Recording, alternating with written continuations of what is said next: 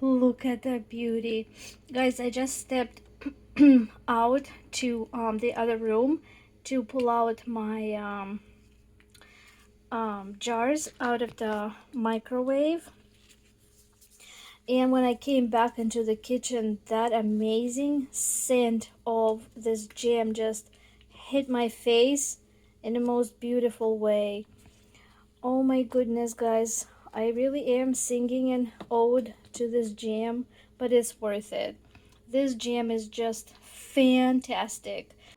Peel apples and slice them into chunks. Also slice your rhubarb into chunks. Put them on a scale and weigh them and measure the equal amount of sugar. Thoroughly mix apples, rhubarb, and sugar to coat. Leave on the table for 4 hours or in the fridge overnight and allow for the fruit to give off their juices. Put it on the stove on very high heat, and from the moment it starts boiling and bubbling, start your timer for exactly 5 minutes and cook it on high heat, stirring occasionally. After 5 minutes, turn it off. 5 minutes are over. First boiling is done. Turn it off and leave it at room temperature for 5 to 8 hours. After 8 hours of cooling, your jam will noticeably thicken. Bring to a boil on high heat again and again set the timer to allow it to boil for exactly 5 minutes. This will be our second boiling. Well guys, this is what this jam looks like after the second 5-minute boiling that I did, and I left it alone for 8 hours. I just got home from work and look how thick this jam already is.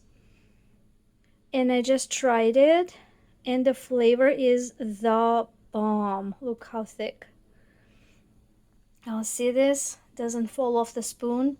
That's the true jam without any pectin or without any surejell stuff. Just absolutely natural ingredients.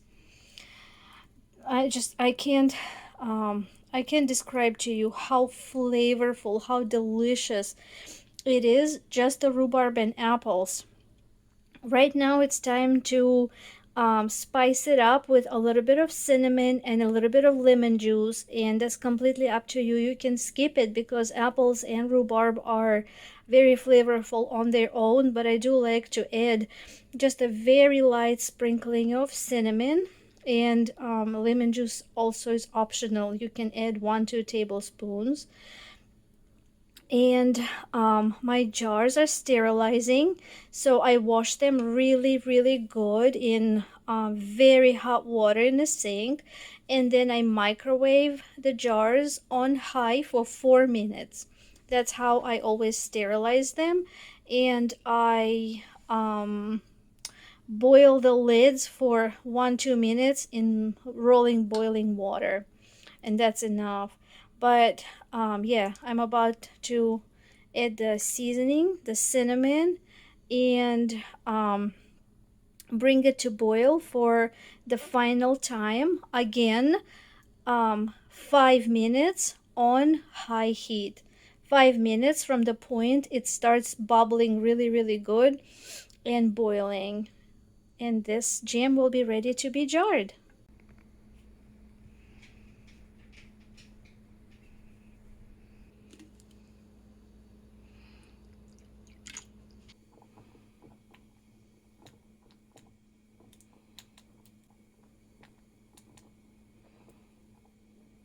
And here it is, our third and final boiling of our jam. Third time for exactly 5 minutes on high heat from the moment it starts boiling, huffing and puffing. And time to can it. The jam is done after the final 5 minutes. Final and third time. Stir your jam occasionally again, and try to use a long spatula or a spoon that you're stirring with, because most of the liquid has cooked out. This is very thick and splattering pretty badly. Please be careful, don't burn yourselves. stay kind of away. Fill up the jar to the top. Look at the beauty. Wipe off the excess from the size from the rim, and here it is. I filled it up, and I'm gonna put the lid on and seal it up. And also stay tuned. In the coming weeks I will be baking really yummy soft buns. They will be dessert like buns filled with this delicious jam inside. They will be jam filled sweet buns, an Eastern European recipe, a treat from my childhood. So yeah, just make sure your pot keeps simmering as you are filling up your jars.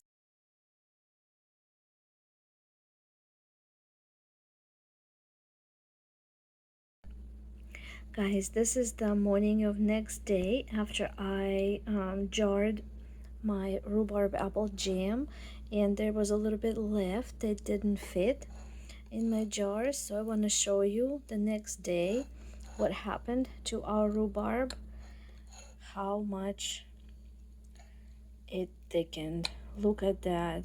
This is like honey, and it's so yummy.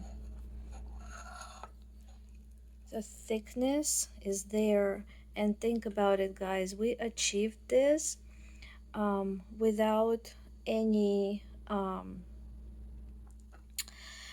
pectin, without any surejell, nothing like that. We simply cooked down our rhubarb and apples and made this beautiful, very healthy jam.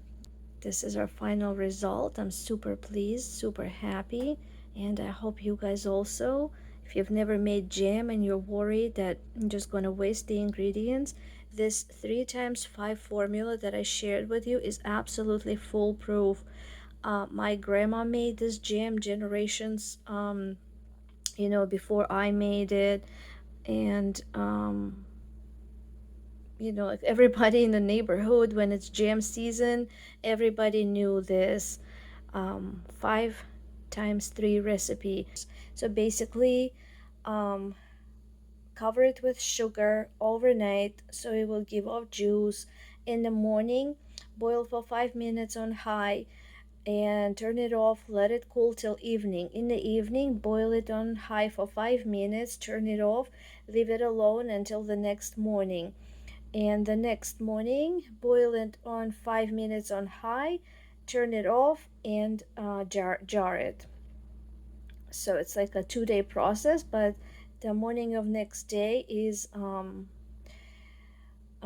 when all the jars are ready, sterilized and everything, and when preserving begins. Is that not amazing?